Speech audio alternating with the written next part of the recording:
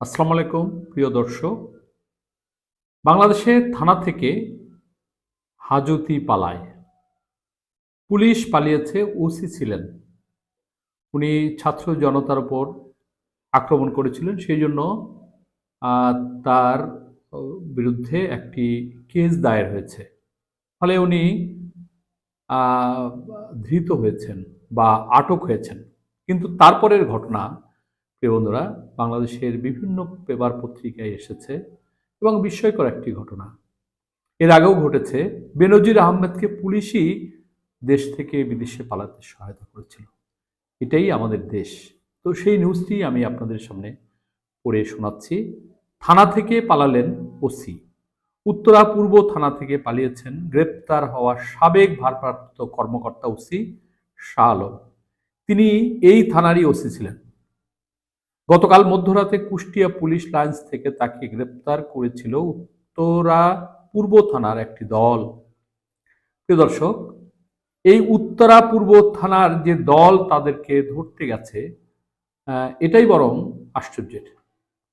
ধরতে গেছে এবং ধরে এনেছে, কিন্তু তারপরের ঘটনা বিস্ময়কর। কিন্তু এরপর সেখান থেকে ঢাকা আনলেও কয়েক ঘন্টাও আটকে রাখা যায়নি তাকে। বৃহস্পতিবার ৯ জানুয়ারি দুপুরে থানা পুলিশের হেফাজত থেকে পালিয়েছেন তিনি। ওসি শাহ আলম বৈষম্য বিরোধী ছাত্র আন্দোলন চলাকালীন সময়ে উত্তরা পূর্ব থানার ভারপ্রাপ্ত কর্মকর্তা ওসি হিসেবে দায়িত্ব পালন করেছিলেন। সর্বশেষ তিনি এই ইন সার্ভিস ট্রেনিং সেন্টারে পরিদর্শক কুষ্টিয়ার কর্মরত ছিলেন। ২ সেপ্টেম্বর বৈষম্য বিরোধী ছাত্র আন্দোলনকে কেন্দ্র করে দায়ের হওয়া একটি হত্যা মামলায় আসামি করা হয় তাকে। অনেক পুলিশকে আসামি করা হয়েছে, অনেকে পালিয়েছে, তাকে ধরার কোনো সুযোগ নাই। তারা দেশ থেকেই পালিয়েছে এবং যারা পালায়নি, যারা মনে করেছিল যে চাকরিটা করবে, আবার অপরাধও করেছিল, সেই পুলিশদের মধ্যে এই শাহ আলম একজন। নাম প্রকাশ না করার শর্তে উত্তরা পূর্ব থানার এক পুলিশ কর্মকর্তা জানান, উত্তরা থানার সাবেক ওসি ছিলেন এই শাহ আলম। বুধবার রাত 12:30টায় ছাত্র জনতা হত্যা মামলার অভিযোগে তাকে গ্রেপ্তার করা হয়। বৃহস্পতিবার দুপুরের পর তাকে আদালতে তোলার কথা ছিল, কিন্তু আদালতে নেয়ার আগেই দুপুর 12:15টার সময় পূর্ব থানা থেকে কৌশলে পালিয়ে যায় শাহ আলম। প্রিয় দর্শক, সে কিন্তু এই থানার প্রত্যেকটা সদস্যকে চিনে, তার অফিসার এবং তার অধস্তন যারা, তাকে চিনে।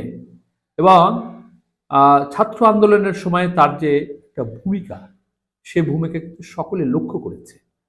এবং তার সাথে অনেকের সখ্যতা ছিল, অনেকের শত্রুতা থাকতে পারে, কিন্তু সখ্যতাও ছিল, যার কারণে তাকে পালিয়ে যেতে সাহায্য করেছে, অথবা সে টাকার বিনিময়ে এখান থেকে পালিয়ে গেছে বলে ধারণা করা যায়।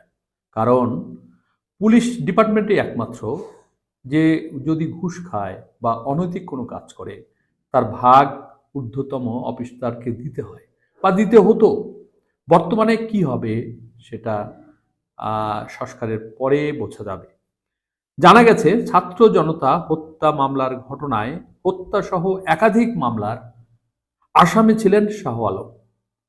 গত ১ আগস্ট উত্তরা পূর্ব থানার যোগদান করেছিলেন তিনি। কুষ্টিয়া থেকে গ্রেপ্তার হন ওসি শাহ আলম।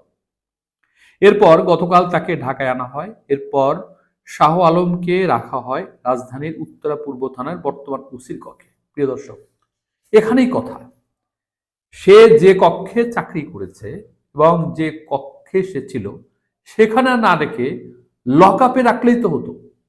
লক আপে রাখলে তো পালাতে পারতো না।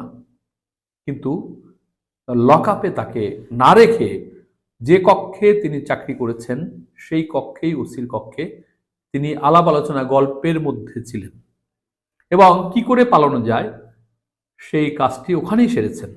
কিন্তু সেখান থেকেই সকালে পালিয়ে গেছেন তিনি। এই ঘটনায় একজন এসআইকে সাময়িক বরখাস্ত করা হয়েছে বলে সূত্র জানায়। এদিকে আসামি শাহ আলমকে গ্রেপ্তারের অভিযান চলছে বলে জানিয়েছেন প্রশাসন। এ বিষয়ে জানার জন্য উত্তরা পূর্ব থানার ওসিকে থানায় গিয়ে পাওয়া যায়নি। মোবাইল বারবার কল করা হলেও তিনি কোনো রিসিভ করেননি। দর্শক, এই যে যিনি চাকরি করছেন, এনাকে গিয়েও পাওয়া যায়নি এবং ফোন দিলেও পাওয়া যায় না। তার মানে সর্ষের ভিতরেই ভূত। এই ওসিকে ধরতে হবে, ধরে আইনের আওতায় আনতে হবে, এনাকে শোকজ করতে হবে, দরকার হলে এর বিরুদ্ধে আইনগত ব্যবস্থা নিতে হবে।